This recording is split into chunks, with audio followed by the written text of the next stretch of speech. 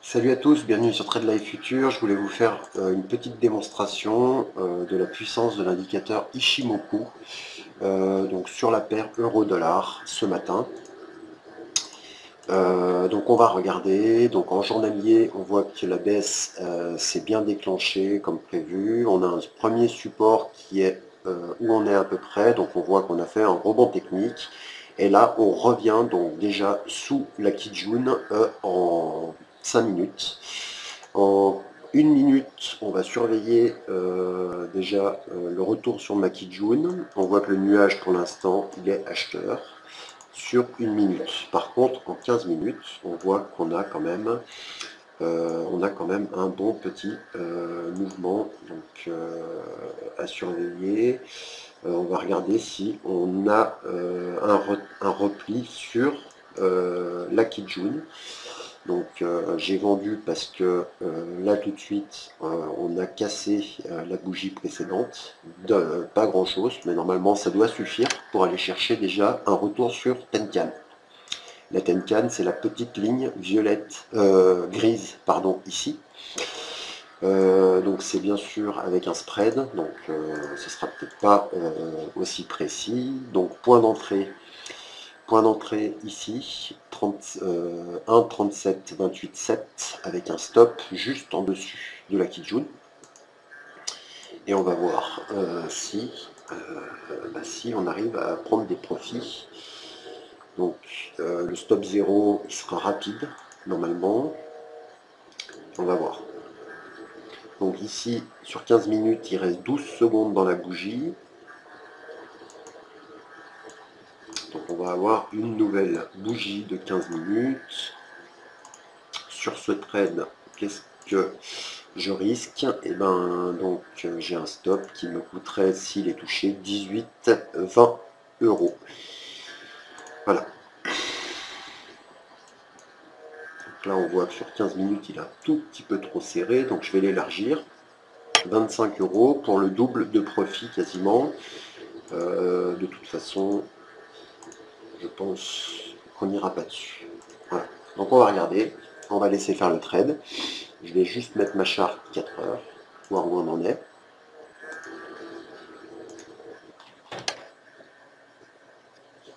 Donc on a un futur qui est dans le rouge de 0,18%.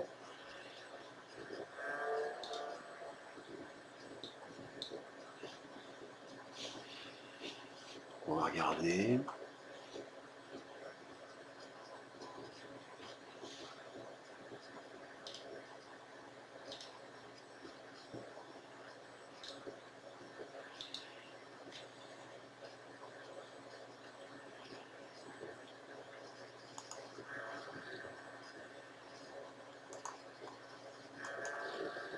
Vous voyez, pour ceux qui ne comprennent pas qu'Ishimoku est un bon système, aujourd'hui on fait un doji juste en dessous de la Kijun 4 heures, ben là on pouvait vendre.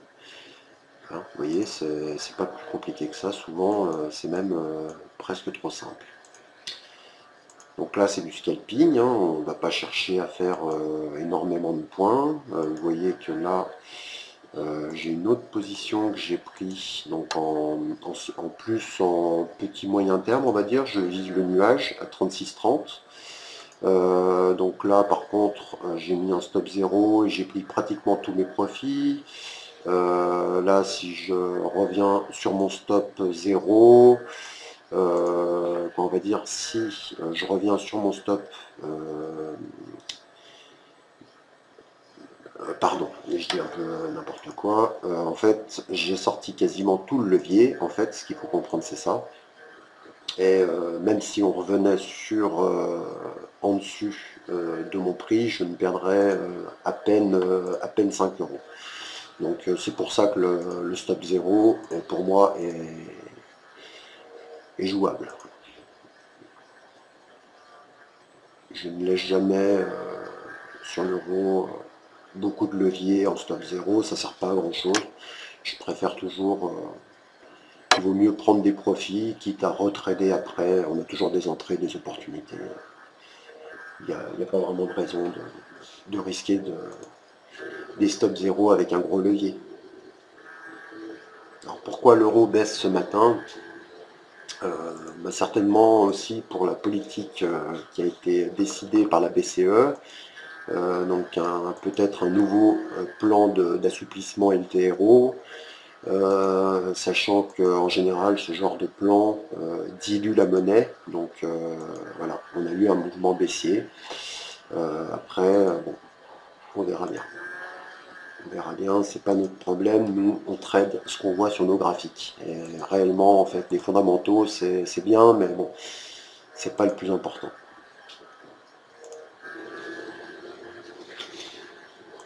Donc pour scalper, bien sûr, le spread est très important. Hélas, moi j'ai pas un spread super compétitif, donc il joue souvent contre moi sur les devises. L'idéal pour scalper, c'est d'avoir un point de spread. Là, je joue avec quasiment 2,5. Donc c'est forcément un peu plus compliqué. Donc voilà. Et je vais couper le son, puis on va laisser faire le trade. Hein. Voilà, donc on va regarder si ça fonctionne comme je veux.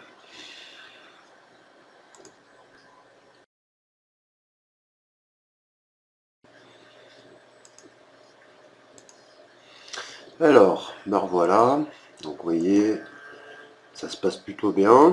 Depuis que j'ai pris la position, en fait, on n'a jamais remonté réellement. Donc ça se passe plutôt bien, on va dire. On est dans le sens de la tendance. Donc le signal était plutôt bon. On gagne 4 pips.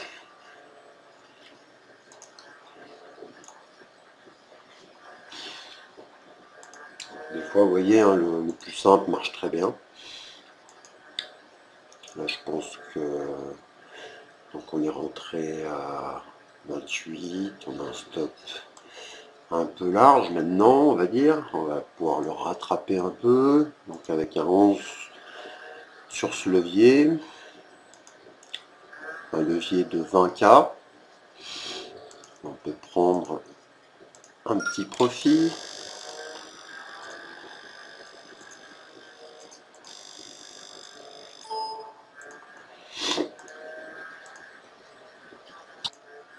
Juste pour vous faire un peu comprendre comment trader avec Ishimoku, vous voyez, c'est très simple. Hein. En fait, on casse à court terme, si c'est à court terme. Après, ça marche très bien, comme ici par exemple. On passe sous la Kijun, on stabilise, donc pendant la nuit.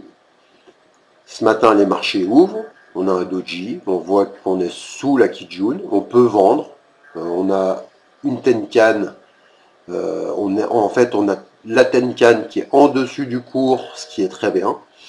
On a un Chikou qui baisse. Donc le Chikou, il représente juste les cours, en fait. Hein. Donc on peut vendre sans problème. Si je regarde, moi, la donnée de temps que j'aime bien, c'est le 15 minutes. Donc en 15 minutes, on voit que c'était très propre. On casse la Kijun et on revient tester la Tenkan. Voilà. Donc après, à votre choix de chercher à faire le nombre de pips que vous voulez faire. Si vous êtes scalper, eh ben vous vous contenterez, si c'est avec beaucoup de leviers, de prendre entre 5 et 10 points, en fonction du risque que vous avez pris au départ. Hein.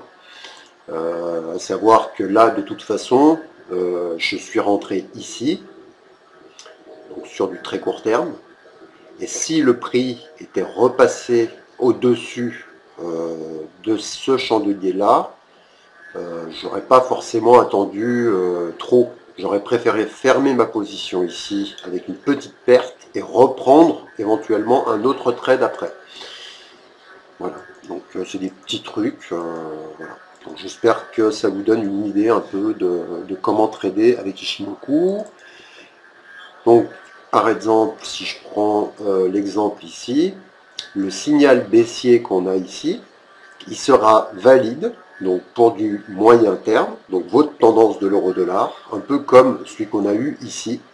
Bon, ici, on avait eu la baisse de taux, donc c'était un mouvement très fort. Mais en fait, il est validé quand votre Chikou, donc qui représente les cours, passe en dessous du cours, de la Tenkan et de la Kijun. En fait, vu qu'il est retardé de 26 périodes, c'était un peu comme ici. Donc là, on était ici. Donc on part à la baisse, on casse la Kijun. Ensuite, après, on vend tous les retours ici. Hein, avec un stop en général, une fois qu'on a passé le nuage, donc on vend par exemple ici, et le stop, on va essayer de le mettre juste au-dessus du nuage et de la Kijun.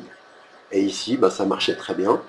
On pouvait éventuellement fermer la position ici, ou donc déjà bien sûr se protéger, et faire un renfort sur le retour sur la Kijun, ici.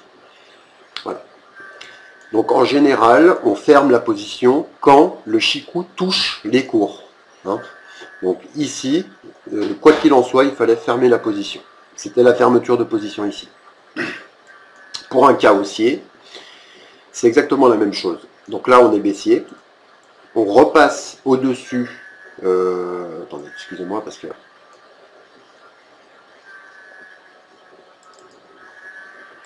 Donc ça se passe bien, c'est bon.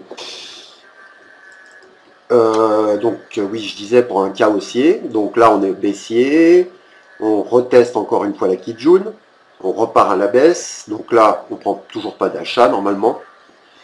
C'est à partir d'ici qu'on commence à chercher éventuellement des achats, en fait, car on commence à avoir un Chikou qui repasse en dessus des cours, le cours commence à passer à travers le nuage. Donc à partir d'ici, normalement, on commence à avoir un nuage qui croise à la hausse. Hein. Le croisement ici dit changement de direction. Ici, donc, le Chikou symbolisé en arrière est ici. Donc, on aurait pu acheter ici, pullback sur Kijun. On revient ici. Bon, là, de toute façon, on a cassé la Kijun, mais on voit qu'ici, le retour, eh ben, on n'a jamais fermé dessous. Hein. On aurait vendu, en fait, en fermant en dessous. Et on aurait eu un mouvement baissier de continuation. Seulement là, en fait, on voit qu'on on est reparti à la hausse et hop, on pouvait racheter à peu près ici. Donc c'était assez facile, je trouve, assez facile quand même. Et donc le trade, donc aujourd'hui, eh ben, on va voir, on a un support qui est ici déjà. En fait, la droite de la Kijun ici symbolise un support. Donc on va pas faire une vidéo trop longue. Vous voyez, là je gagne 11 points, c'est parfait. Donc je vais mettre mon stop à 0. Donc après, on est libre de gérer la position au mieux. On peut bien sûr prendre des bénéfices. Si vous êtes scalper, l'idéal, c'est pas de reperdre la moitié de votre position. Je suis désolé si vous êtes gêné par le son de ce PC qui est un peu ancien. Voilà. Donc là, moi personnellement, sur un renfort de court terme comme ça, je pense que j'aurais fermé quasiment la position. Mais bon, là, je vais laisser couler un peu. Je vais juste laisser un levier de 5. Vous voyez, ça fait des petites sommes. Mais bon, quand on les accumule comme ça, avec un money management qui est assez bon, on peut faire des petites sommes régulières en fait. Hein. Donc voilà, c'est pas plus compliqué que ça. Voilà. Donc j'espère que ça vous aide à avoir des idées de trading, sachant que l'euro n'est pas non plus le plus évident à traîner. Il y a des choses, il y a des actifs un peu plus faciles à trader. Et bon, quand c'est en tendance, ça va. Donc là, c'était pas mal. C'était pas mal.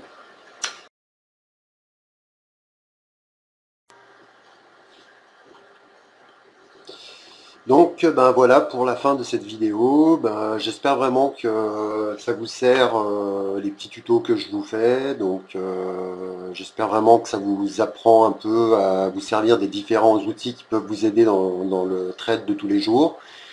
Je vous souhaite de bons trades et puis de bonnes fêtes de fin d'année si on se revoit pas. Merci de liker cette vidéo et puis à bientôt sur Trade Live Future. Salut à tous les amis, bye bye, bonne journée, bon trade.